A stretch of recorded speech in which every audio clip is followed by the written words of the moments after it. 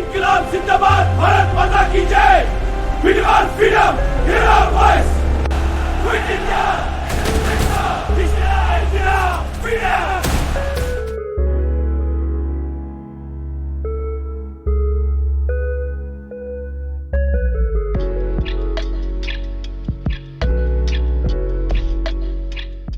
नमस्कार देशवासियों, आज आपके साथ एक नए वीडियो के साथ उपस्थित है।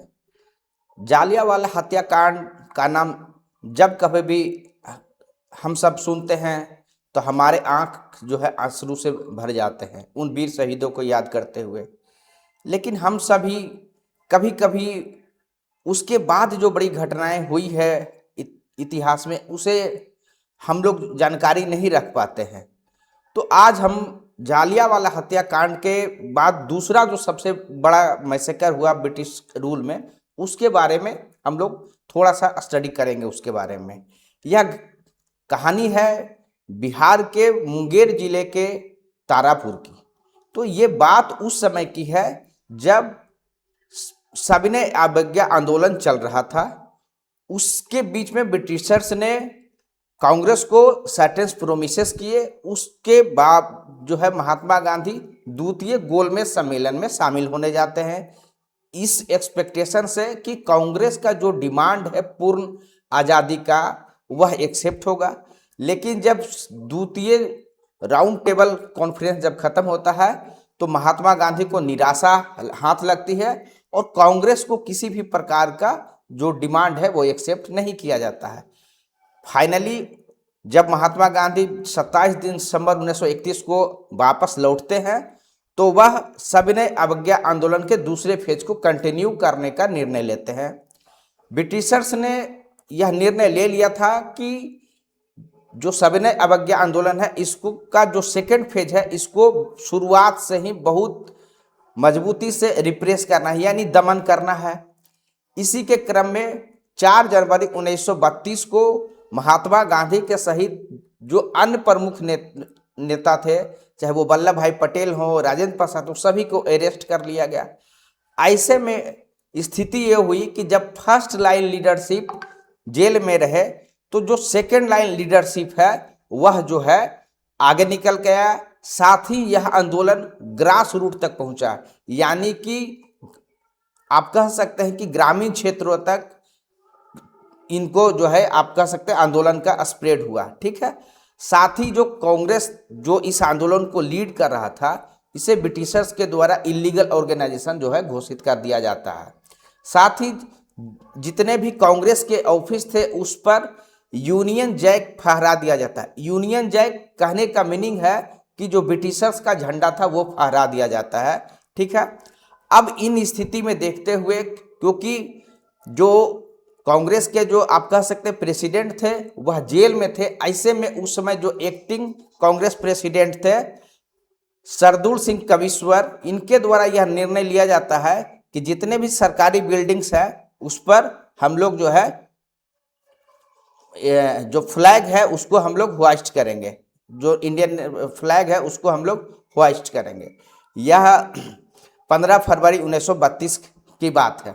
इसमें यह निर्णय लिया गया था कि हम लोग 15 फरवरी 1932 को सारे जो गवर्नमेंट बिल्डिंग्स है उस पर हम लोग जो है फ्लैग को होइस्ट करेंगे। इसमें यह निर्णय लिया गया था कि 5 सत्याग्रही जो है आपका लीड करेंगे होइस्ट करने के लिए उस बिल्डिंग में। साथ ही विटनेस प्लस जो प्रोटेक्टेड ग्रुप्स रहेंगे वो 200 के अप्रोक्स लोग रहेंगे, वह भी साथ में जाएंगे और गवर्नमेंट बिल्डिंग्स पे हम जो है फ्लैग होस्टिंग होगा। अब इसके क्रम में ही एक घटना जो है मुंगेर की है। ठीक है।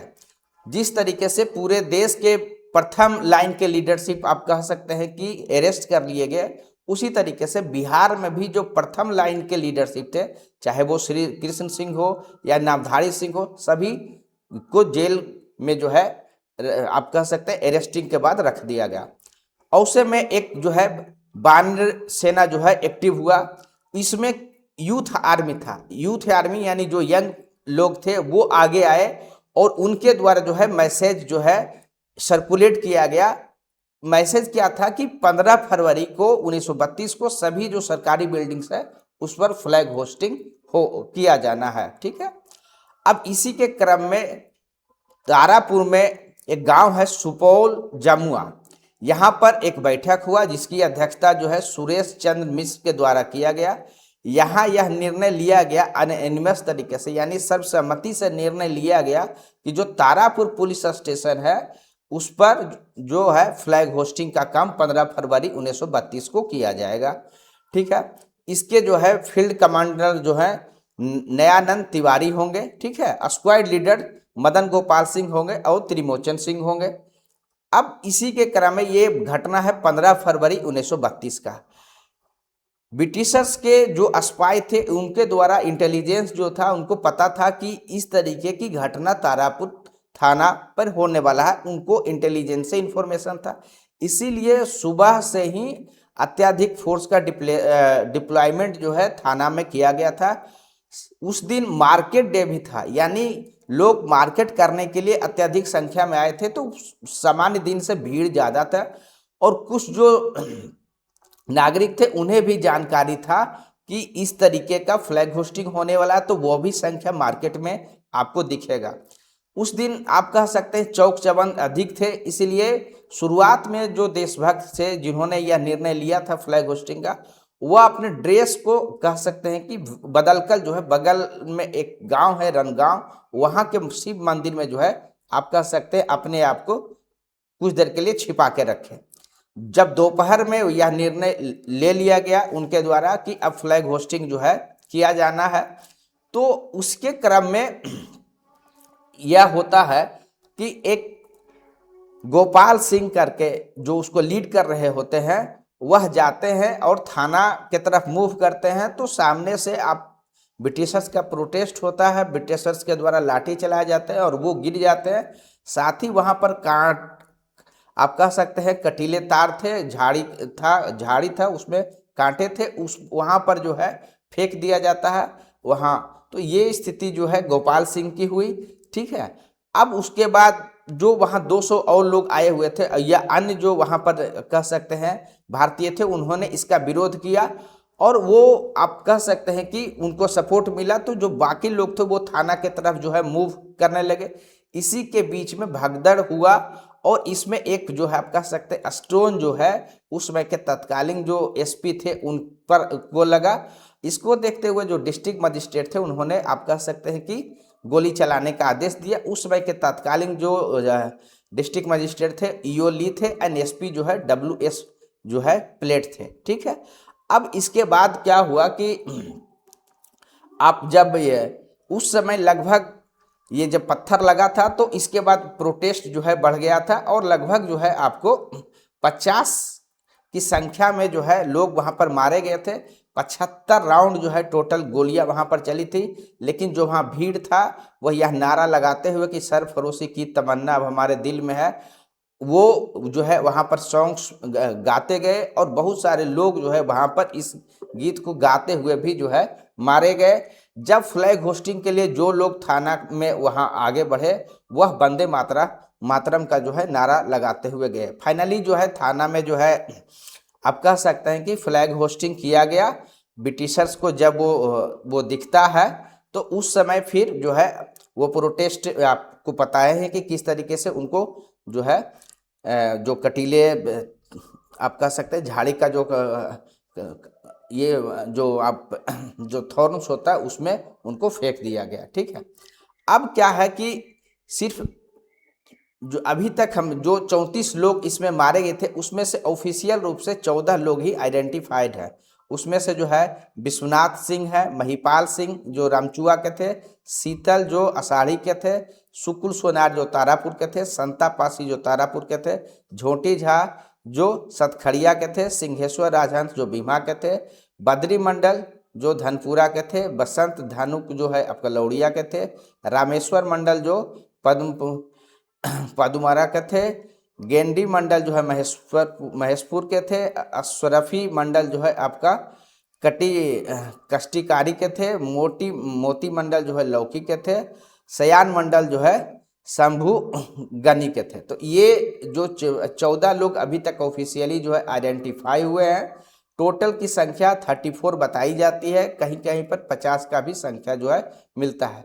अब इस केस में जो है जब ट्रायल होता है तो मदन सिंह को जो है सेंटेंस 2 साल की सजा दिया जाता है, कार्तिक मंडल को भी 2 साल की सजा दिया जाता है, प्लस महावीर प्रसाद को भी 2 साल का सजा दिया जाता है। ठीक है, साथ ही कह सकते हैं भारतीयों को सबक सिखाने के लिए कलेक्टिव जो है रेट्रीब्यूशन किया जाता है, यानी तारापुर के जो उस समय लोग थे उनसे आप कह सकते हैं सजा के रूप में 88,000 जो है आपका जो है वो फाइन के रूप में जो है वसूला गया था। ठीक है, किसान, ताकि किसी भी प्रकार से जो है वो जो बानर सेना था, यूथ जो मोबिलाइज किए थे, वो फ्यूचर में नहीं हो सके।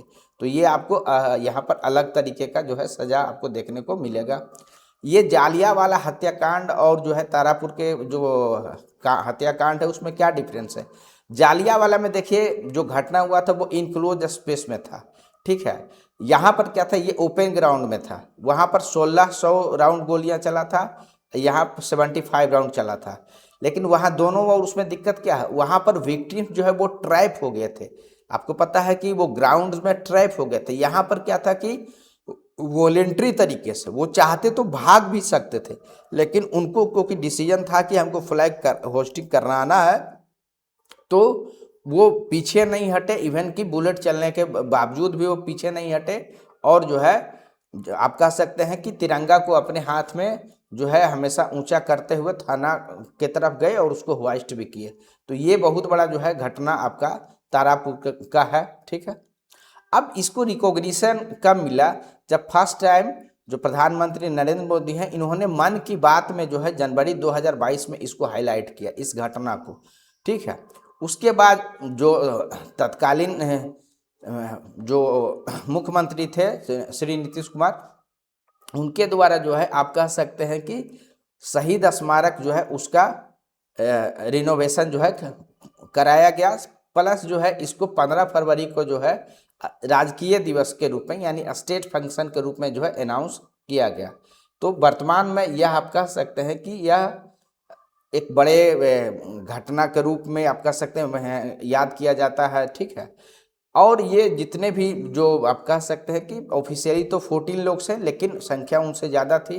जो भी लोग आप कह सकते हैं अपने जो सेक्रीफाइस किए, वो सिर्फ इसलिए दिए कि हमारा जो ट्राई कलर है, जो तिरंगा है, वह जो है लहराता रहे। ठीक है, तो ये 15 फरवरी का दिन जो है सभी देशवासियों के लिए, सभी बिहार वासियों के लिए, सभी मुंगेर वासियों के लिए, सभी तारापुर वासियों के लिए एक बहुत ही महत्वपूर्ण डे के रूप में है। और हम ये दिन जो है राजकीय सम्मान के रूप समारोह के रूप में मनाते हैं।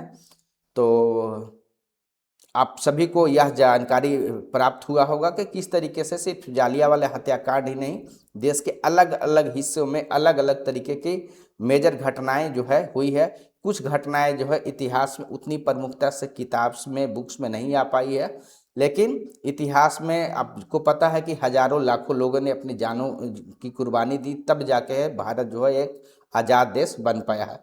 तो आज ये वह दिन है जब हम सभी उन वीर सपूतों को नमन करते हैं, और यह हम लोग जो है प्रयास सभी नागरिक का है कि हमारा जो तिरंगा है हमेशा जो है शान से लहराता रहे। सभी देशवासी हम लोग यह प्रोमिस करें कि अपना जो देश का तिरंगा है वो हमेशा जो है शान से लहराता रहे। ठीक है, और तो थैंक यू वेरी मच। उम्मीद करेंगे कि आपको यह जानकारी अच्छा लगा होगा।